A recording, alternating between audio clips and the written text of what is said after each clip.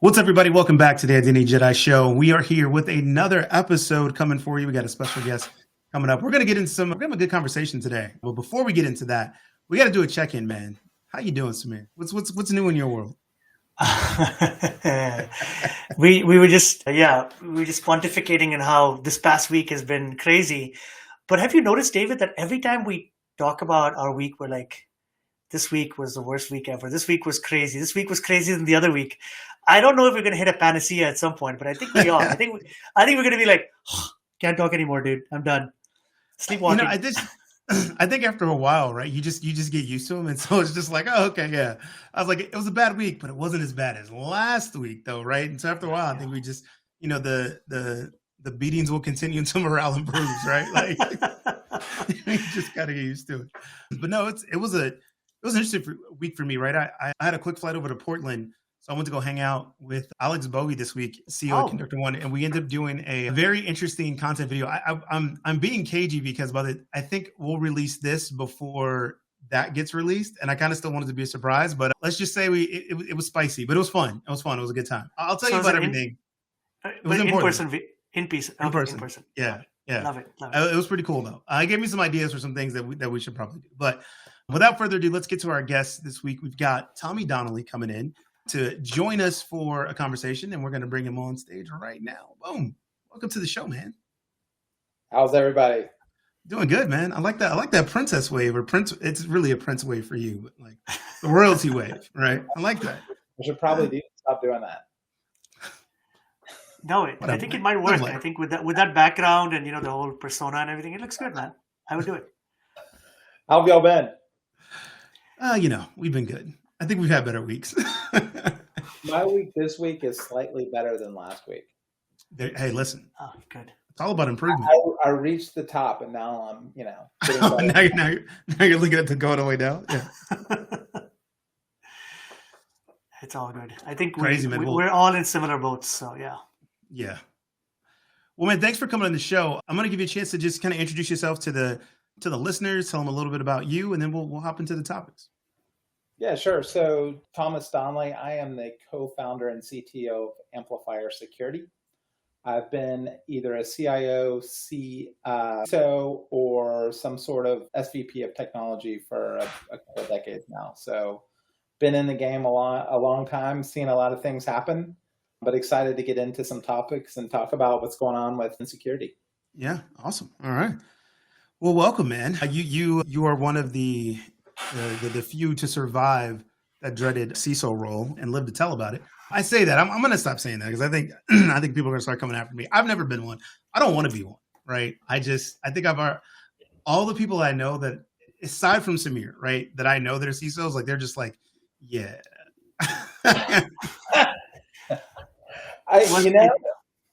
Go ahead, Samir. But I was going to add to the fact that not only is Thomas a former CISO, but he's one of the few that made the decision to become a co-founder of a startup, right? So he's like, it was hot in the frying pan. Now I'm going to just jump into the fire. Make it a little hotter. Make it hotter. Make it hotter. Yeah. It's funny though, because I look back, I think that if I was only a CISO in my career, I think I would have already quit by now. I think that being a CIO has really helped me because the CISO role is evolving, right? And I think some of the skills that I had to learn as a transformational leader in technology has really helped me to adapt to the new ways that CISOs are having to operate within organizations.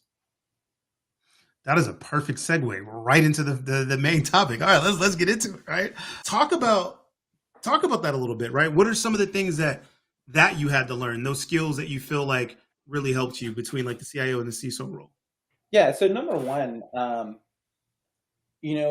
with being a CIO, you have to contend for resources. You have to prove the value that you're bringing to an organization. And in the past, in cybersecurity, everyone was afraid to say no to a CISO, right? Because they didn't want to be the person that said no to the budget that would have prevented the company from getting hacked. But I honestly think that there's been so many companies hacked that people are like, oh, it's not the end of the world for a company, that they're saying like, oh, well, maybe we will start edging out budget and giving security departments less budget. And so for the first time that I've seen in my career, I'm seeing security department. I don't know if you're seeing the same thing, Samir, but security departments are starting to fight for budget just like any other department would. And what that means is that you have to change the way you operate. You have to start engaging and influencing the business and having a completely different skill set, or else you'll end up with the short end of the stick and you won't have enough money to do the things that you wanted to do. So it's all kind of ROI driven, and you have to show that value and that improvement. And there's just a ton more scrutiny on what you have to do. So it's interesting.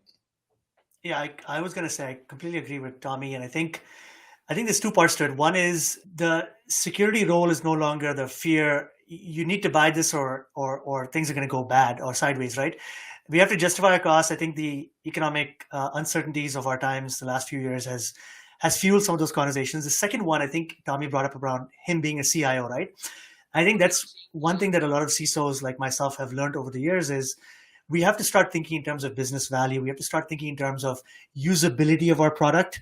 In the past, oh yeah, I'm just going to look at my firewall interface and I got to do what I got to do, right? But people are really looking at how many clicks do I need to make a change? How many people do I need to kind of remind? And how do I do it automatically? And so we have to think around that. And then we have to think around total cost of ownership. We have to think around, there's a bunch of other CIO metrics, and the CIO role has been around a lot longer than the CISO role, right? So they're a little bit more embedded in speaking the business language. Yeah. I think the modern CISOs are speaking along those lines. But now that Tommy and I are on the vendor side, we're like, oh, damn. That old way of just showing up and saying, look at my cool product. They're like, well, hold on. I got to get 3 people to look at this before I can move it to POC stage.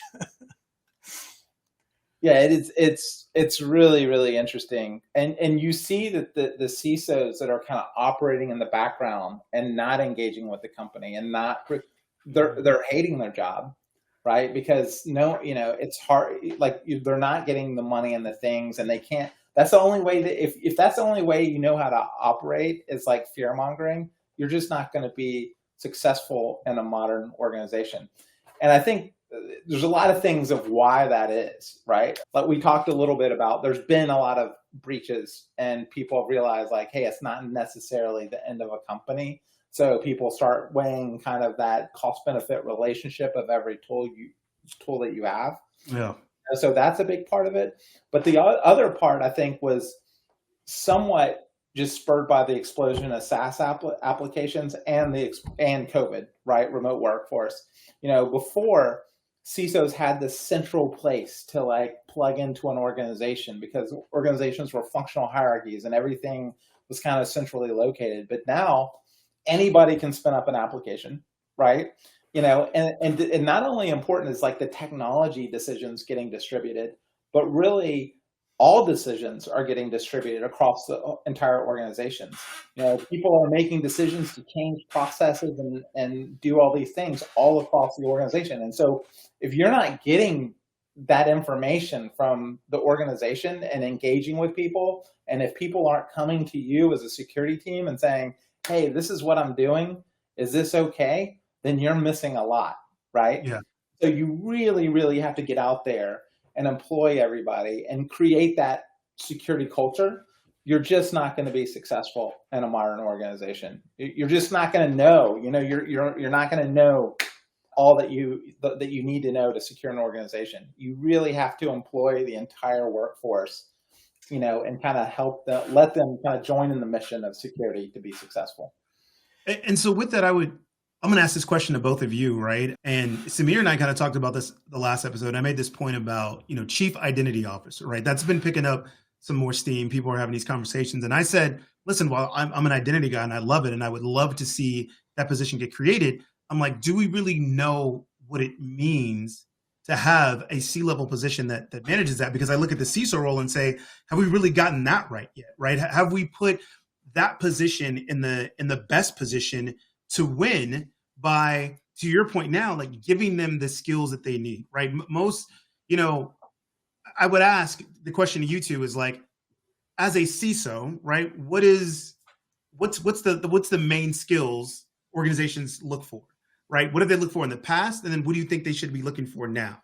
Because I think to your point, Tommy, I would fair to guess that they're not the same thing. Like before, it would be, hey, this highly technical person that understands all this stuff and can speak all the, can speak the tech languages and all these things. And it's like now it's like, yeah, it'd be great if you have that, but I think I'm going to need you to understand a little bit more about the business because you're going to need that in order to get the things done. But that's me projecting outside looking in. So from two of you that have both sat in the seats, what would you guys say to that? Like, what's the skills we looked for then, and what are the skills that we need to look for now for those roles? So I think, actually, I know this for a fact, right? It used to be technical, you're right. It used to be, to some extent, functional as well. Like somebody with a strong compliance background could potentially be a good fit for a healthcare company or somebody who understands the fintech regulations.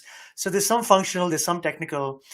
I think where it evolved when I was a CISO, which is over 2.5 years ago, was becoming more of a quarterback, right? And being a team player and making everybody make security their mission, along with uptime, along with frugality. And I'm talking about Amazon principles here, but thinking about security as being one of the principles, right? I think where it's going is, I think Tommy may see this or may not, but I think security teams are no longer the smaller, agile. Let me just get it done. Let me growth hack it if in a way, because I don't have access to the big databases that the CIO team does, or we don't have X, so let's build Y and we'll figure out X later, right? Because we need to show progress. We're dealing with a big set of risks that have been identified by a combination of auditors and internal users, etc.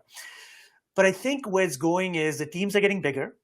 So I think CISO is now not just quarterback, but quarterback plus influencer at up and down the food chain, if you will, including their teams.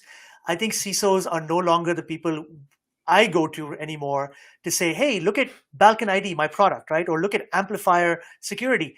It's a combination of the CISO being visible that this is part of my overall strategy, but CISOs are actually delegating and getting people who are subject matter experts in their team around risk and awareness or identity. And identity, as you know, David, we've talked about this enough times, where identity is also distributed, right? The provisioning team might be in help desk and under the infrastructure team. You never know, right? And so that identity piece as well requires a level of quarterbacking. And the CISO is like, okay, you, my risk leader, my user awareness leader, my identity leader, you go and influence the teams that this is the right product, the right process, the right framework to follow. I'm going to influence at my level, and I'm going to make sure we align with the strategy at the higher level. I see more of that in the mid to large size companies. Of course, the paradigm depends, right? I mean, tomorrow if you're at a mid-sized tech company, it's very likely the CISO comes from software engineering, right? I've seen that happen where they're builders and they think a certain way. So I don't want to broad brush it, but I see more and more CISOs having bigger and bigger teams. And therefore, they're less of even quarterbacking, they're more about influencing. I would agree with Samir wholeheartedly on that answer. It used to be okay for a security leader to work in the background and no one really know who they are. And it was purely about technical execution, but, and if you think about it, it's really almost like a director role. It's not like really a C-level role, because if you think about different levels of an organization, your managers and your directors are the executors of the strategy. And then your VPs are more the influencers of the business. And you get up to the C-level where you're really influencing externally, right? And that's why you see like Jeff Bezos and Bill Gates in Washington all the time. They're trying to influence industries. They're trying to influence governments, right? And foreign governments, And so it was okay for CISOs to work at kind of that director level to where very little outside influence was needed. You needed a little bit to execute cross-functionally, but not a lot. Whereas today, like Samir said, is you're really becoming more of a strategic quarterback for the organization. And you have to know how to transform the organization. You need to know how to creatively add value to other departments. That could be, hey, we're going to change the sales process to where we're going to put up a website where people that are interested in our product can go through the security due diligence in less than a day. whether it's, using AI or whatever you decide. So creating value for other departments. And like Samir said, is influencing other departments and garnering that relationships to where you can execute across the board. So I definitely see the same things that Samir is saying. And that those things are just all about becoming a transformational leader.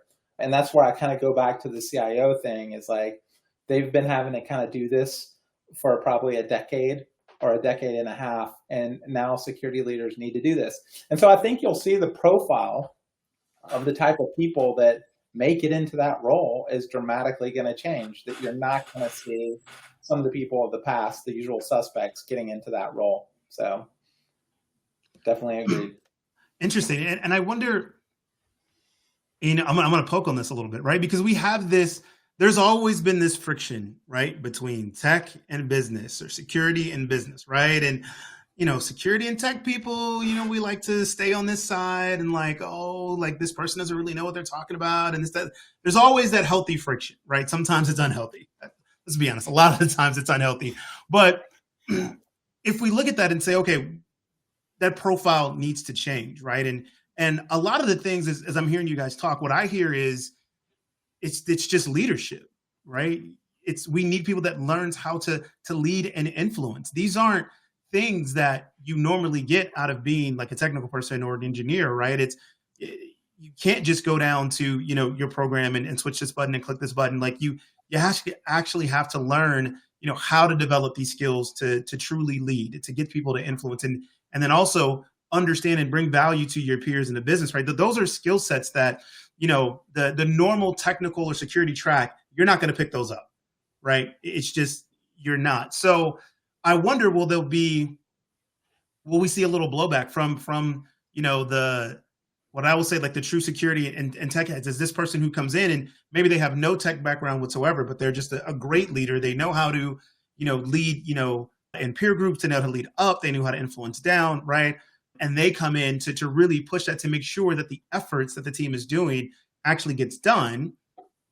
Basically, I wonder if the body will accept that organ, right? Because I've seen in some areas where, let's be honest, like the security teams will rebel. They're like, yeah, they don't like this new leader, right? They don't know this stuff or whatever. And so what's your guys' take on that, right? Is this something that we just, as a broader security, industry, we have to accept, and we have to like start preparing ourselves like, hey, like these skills are needed. We need to accept these things.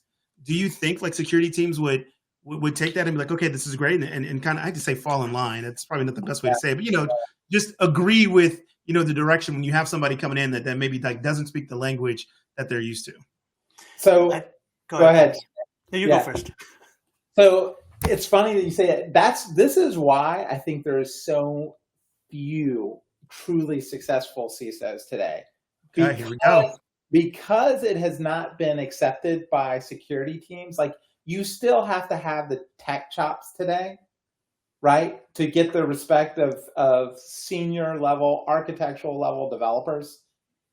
And you have to be able to influence an external organization that is used to ignoring you, right? Because it wasn't a thing, right? And so the combination of that, we're like, how many people have those technical skills that can go out and influence the organization in a way that it's never been influenced before? And that's why I think there's just so many people that are like, I am out.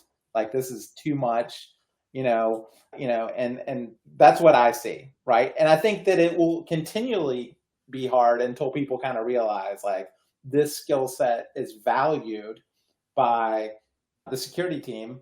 And I think that comes over time just from, they see that you can garner more resources. They see that you can actually, they've been banging on the engineering department to patch their back-end Linux servers for 2 years, and you found the path to be able to do that. So you have to build, if you can get a couple of those wins under your belt quickly and you're not that technical, I think you'll be fine. But it's tough going in. I can't tell how many people I know that have been interviewing for CISO roles and were like, yeah, I talked to the tech team. They really didn't like me. I didn't, I wasn't like kind of thing. So, that's what I see. I don't know if you're seeing something similar, Samir, but. Yeah, no, I was going to actually add a little bit more color to what you said because I remember this one breach that happened when I was at Amazon. I think it was Clorox bleach that was the company that got breached around that time, or another. Think of it as a FMCG, right? Fast moving consumer good company. And I saw so much stuff on LinkedIn talking about how the CISO in that role was an English major or some humanities major. Like, why would you make a CISO of a Fortune 500, 1,000 company who has an English major? And I thought to myself, I said, dude, does it really matter what somebody studied 25, 30, 40, how many ever years, right? Ago, right? And that's the level. And this is not, we're not talking Google or Facebook and Amazon, where absolutely there's a, I recently met somebody from Bank of America who said to me, he said, if you look at the top 1,000 bankers in the world, they all are moving within a certain circle, right? And when they do step out of a circle, it'll be to a tier 2 bank that is trying to become that tier 1 bank, right? And so Google, Facebook, Amazon, I know recruiters look at FANG. They look for the FANG profile, right? And so on one side, we do it to ourselves, where we're going to limit ourselves and say, well, Samir didn't work at this company, so he's not a good fit for our scale, whatever that means, scale, right? On the flip side, when you do select someone who's probably got a great interpersonal background, has a great career, you have a breach, right? And you can't blame one person for that breach. In fact, I'm waiting for Tommy to talk about how breaches happen, not because the CISO didn't make the right decision, because some dumbass user didn't follow the playbook, right? For example, right? And this person gets hung out to dry, fine. Somebody's got to take the bullet, fine. But to sit back there and say, she's an English major and she's not qualified, like, it's a no-win situation for us, right? We've got to be better of saying, listen, if you truly believe that person's not a good fit, give her or him the budget to hire a CTO of security. CTO. Salesforce did this. Other tech companies do this, where they'll call it the CTO of cyber, right? And they will report up to the CISO, or Chief Trust Officer. That's a new buzzword. David, you've heard that, right? And say, you are now accountable for dealing with the engineering teams, so I can deal with the board and influence at a business metric level the value of my program and sell the value of my program continuously with all the stuff that we're doing, which is getting passed over for recognition, right? So that's just adding that to Tommy, to that point. I mean, I don't have an English major. Sometimes I wish I did. I could speak better. But at the end of the day, I have no bones to say that I don't look at degrees to qualify someone to be a great CSO or CISO, right? Thank God. That was passionate discussion. I have a business degree, so thank God for that. Oh, you're so good. Above and beyond. Hey, what's up, guys? Thanks for listening. I want to take this quick ad break to, number one, just give you guys a shout out. Thank you so much for listening, for watching. And for doing that, I want to ask one more little favor. If you could go, if you're watching this on the YouTube channel, make sure you like and subscribe so that way you'll get all the notifications when we drop new content. And if you're listening on Spotify or Google Podcasts or whatever podcast platform you're listening to, same thing there. Please like and subscribe. Look, this engagement goes a long way, helps me and Samir continue to deliver this quality content for you. So once again, please go over, like, subscribe, comment, engage. Let us know what you're liking, what you're not liking about the podcast. We appreciate it. All right, let's get you back to the pod. So it's funny. I had this exact same conversation with a fellow CISO of mine. It's like, would you rather have the English teacher influencer or the architectural level security person if you are in a medium to large company organization? And it's controversial. So it sounds like you're going with the English teacher, Samir. Is that what I'm hearing? Look, I'm just saying that people bring different skills to the table, right? Like, I see somebody who studied psychology, sociology, anthropology. I mean, these are important, like, ways of looking at the world, looking at how different people interact, how to influence somebody at a different level. You don't always need that master's or PhD in computer science. I think having a yin and a yang and maybe a team that's strong technically that can hold their own is not a bad thing. But yeah, I think I'll go with the English teacher on this one. Yeah. Well, you have to have both, right? But both doesn't have to be the same person. Right. It doesn't have to, exactly. It's really the point you're making, which I think is completely valid. Interesting. Do you guys have like a CISO support group that you guys have, like, you guys can text each other? for those bad days. It seems like such a lonely position. Like it really does. Well, we're trying to change that. Everyone doesn't have to hate you. Yeah. But I think where David's going with the lonely part is that you're kind of, I mean, it's one thing to say, the interest rates are going up and therefore the finance team has to manage for, the credit crunch or something that's going to come up on their radar and it's going to come pretty quickly. I think he's talking about when shit hits the fan, everyone's looking at you and saying, okay, you're the only man in the room who can kind of drive this. And I agree with Tommy on the other part, which is, I think there's ways to build that internal network where the legal team, the compliance team, the CIO, etc., all become part of your internal support group. I think, David, to your point about the external CISO support group, I think, Tommy, you're in Atlanta, right? As I remember last. I am. Yeah. So you've got, I think, Atlanta. David, you're in Atlanta too. Hey, we should do this in person. What the heck? I would have flown down. Hey, man. I didn't even think about it. Sorry, my bad. But my point being is that I think places like Atlanta, Austin, I've got a nice CISO support group, even though I'm no longer CISO. Tommy's met some of them. I think there are informal groups. I think there's a bunch of Slack groups now. Back when Tommy and I were CISOs, and Tommy, it's been, a year and a half since you left the CISO gig? Yeah, essentially a year and a half. Yeah. I think it's getting better. It's getting much better, David. I've been surprised and impressed at how kind of supportive and empathetic this group is now that I'm part of. Mental health. They're all, yes. Yeah. It's funny. And, the whole litigation of CISOs, it's really interesting because now that there's like a legal aspect of it, you get your CEO emailing you. It's like, remember that I am actually giving you full power to buy anything that you need and doing this, they're trying to do this kind of cover your ass, emails that you get from different executives. Yeah. And so it's slowly changing. I think the biggest hurdles are just that the industries and the government, the judicial systems just have to realize it's a journey. Right? It's a journey and it evolves every day and everything's not going to be perfect.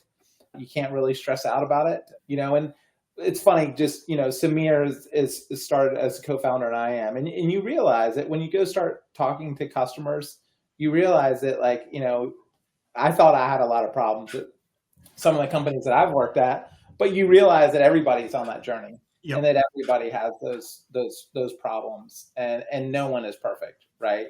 It was recently part of an acquisition of Better Cloud where we sold it to private equity and they go through a security due diligence. I'm like, they're going to find all these problems. You have to be truthful and all that kind of stuff. And we'll see how it goes. But at the end of it, they were like, wow, you guys were amazing, comparatively. So I do think that context and just understanding that no one's perfect. Everybody has their issues. Everybody has their skeletons that are in the closet. So I do think that reaching out to people and talking to people and being open and honest about what's going on really helps, because if you don't talk to anybody, you're assuming everybody else is just killing it. Right. And they have no problems. Yeah, it's like social media, right? When I go on LinkedIn, I'm like, man, everybody's company is just growing so fast. I'm screwed. Okay, stop looking at everyone else. Stop looking at everyone else. Yeah.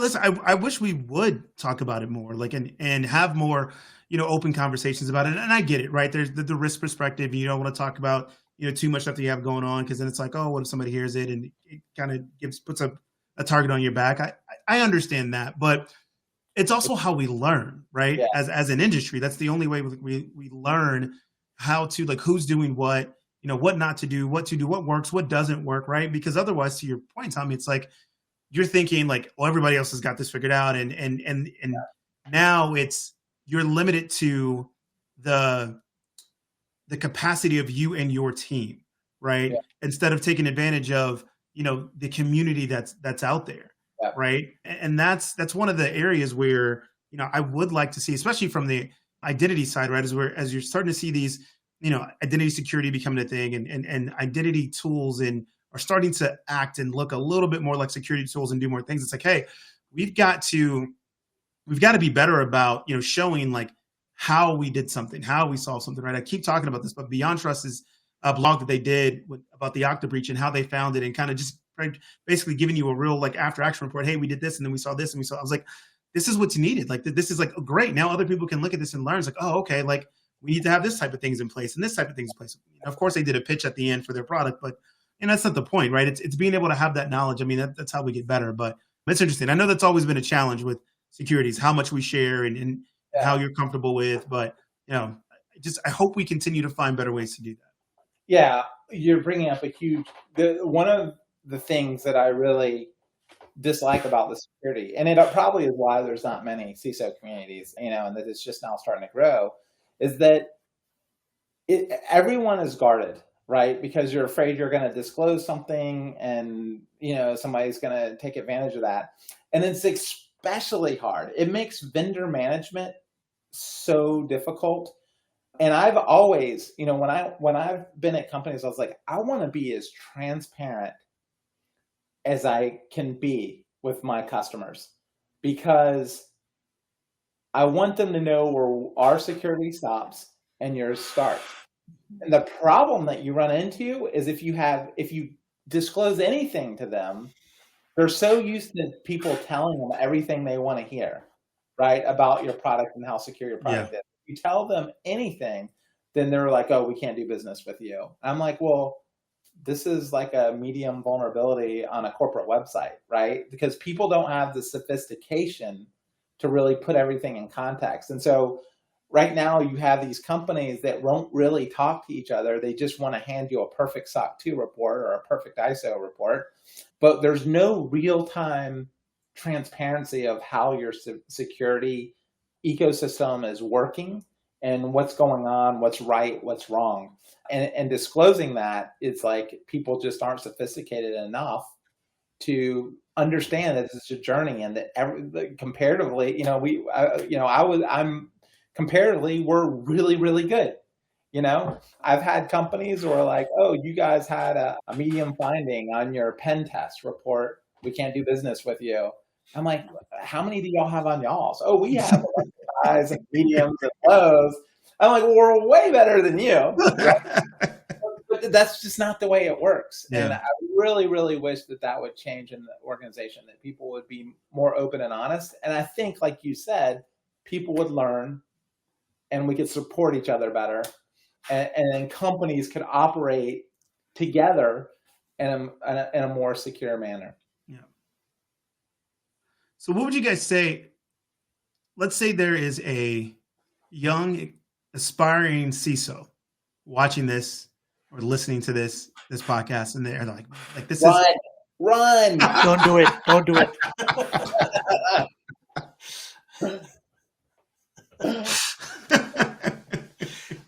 That's funny. Oh man. Okay. Well, I tried. Sorry. Listen. No, hit it up. Let's get to the exercise. Yeah, let's get to I think where you're going with this is like, what's your advice? What's your guidance? I think the best teacher in life is experience. And what I would do again if I was doing this was would have earlier jumped into different security persona roles, if you will, right? Like AppSec, and do some pen testing activities, work for a vendor, maybe go and be part of a SecOps team and bring some of those skills there. Risk and compliance folks are kind of the redheaded stepchild. I don't say bastard, that's a bad word. Redheaded stepchild of security sometimes. They're like, risk guys keep coming with their control sets. But you should learn about that piece. You should work in that space. And then you become the CISO, just for the Say again? Unless you're working at a bank and then you become the CISO. Agreed. But I think people who do that tour of duty right across these different functions, I think they make the best CISOs, right? I think they have to go and sit in those shoes and not just pretend that they learned it in a book, right? I think that's really important. I think Tommy brings up a good point. Like sometimes IT people moving into security is a good thing, right? Sometimes people who understand business process improvement, operations, etc., coming from the business. We've talked about that, right? I think there's a group that Tommy and I are very familiar with called folks in the training and awareness side of security. Right? We're very familiar with those. Do those guys ever become or get a chance to become CISOs? We almost look at them as the English major, right? We always look at them as like, they're smart, they communicate well, but can they handle being a true CISO? I actually think that they will make great CISOs. I mean, I think it's important for us to do all of those tour of duties to be a good CISO. Now, I also think Tommy brought up a comment about mental health and taking a step back and maybe delegating some stuff, right, etc. I think that's my biggest advice is like it's not a sprint, it's a marathon. And don't like I used to be like this. I'd be looking and say, hey, look at this guy. He became a CISO at 33 years old. I want to be like him. I'm gonna, everyone's got their journey. Everyone's got their process, right? Yeah. You just gotta trust the process. Yeah, no, that's great advice. I would say for somebody coming in new, I would say run. Now I'm kidding. Honestly, I think that for anybody coming into a business, especially trying to get into the director, the VP level roles, don't limit yourself to your domain of security, right? I would say go really learn the business and the challenges of the business that are in every single department. Embed yourself and talk to marketing leaders and understand what are the challenges you're facing, right? Because then you'll kind of understand the needs and that, hey, I'm saying no to certain decisions that are actually making their job very, very difficult, right? Same thing with IT. Go learn what their challenges are. Go learn what finance's challenges are. But get out there and truly understand the business and the business that you're operating in, like what industry, because that's going to help you take that empathetic approach and work with people to build solutions. And it's going to help you influence the business. So when you do need to go and do something within the business and you do need some sacrifices from other departments, then you'll have built up that goodwill with those departments that, hey, I was the one that creatively figured out a way that we could actually provide these names for marketing so they could reach out and run a marketing campaign. Or I was the person that found a way to creatively move some restrictions on some financial numbers and help people distribute a workload across more than just the finance team, whatever those things are. So that's what I would say is just go learn the business. And that's going to enable you to take that empathetic approach, which is going to elevate you within an organization. The other thing that I see with security people that is a big skill that's kind of missing that I don't see a lot is being able to benchmark progress, right? Like, hey, here's the current state of the business. Create some goals with your team about creating some metrics and stuff so we can actually go and send that out to the entire company. How many security organizations have you been into where you hear like a company-wide email from a security leader, right? Hey, this is what I'm seeing. This is how we're doing as a company. This is where we want to be. This is the progress we've made, and celebrate, those victories with people. That's going to be the thing that elevates you as a leader in the space, that people will start coming to you, which is going to eventually elevate your role within the organization and help you move up the chain a lot easier. Is get out there and be a public figure within the organization. So those are the things I would say that I would recommend with people. All right. Oh, that dropping gems. That was some good stuff from both of you guys. I'm gonna add on this as somebody who's never sat in a seat, never plans to sit in the seat. So you guys take this with a grain of salt. Listen to Tommy and Tamir more so than me, but do some sales. Right. Love it. I would say if you are like, if you're in IT right now, you're a security engineer right now, or whatever, you're in compliance right now, you're like, hey, I like this path, so I want to go spend a year, 2 years as an SE or some part of sales ops, something like that. And here's the reason why I say that, because as I've been listening to you guys in this conversation, one thing that keeps jumping out to me that I hear is like, you need to understand how to influence and help people solve problems, but you need to understand what those problems are, because they're not the problems that you think they are, right? It's your problems. Hey, I'm trying to protect this Linux server and get this patch. I'm trying to do this on a network. I'm trying to install these tools so we can understand and respond, right?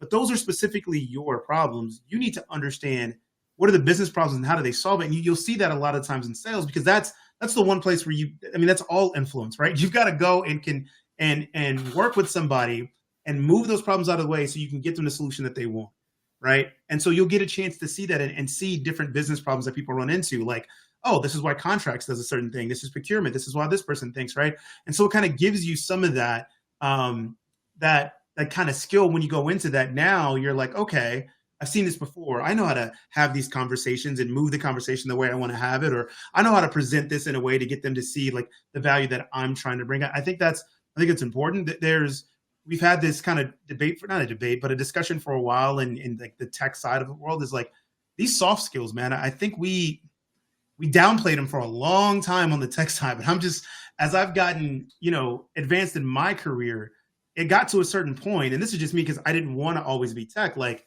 the soft skills took me so much further and elevated my career so much faster than any of my tech skills, right?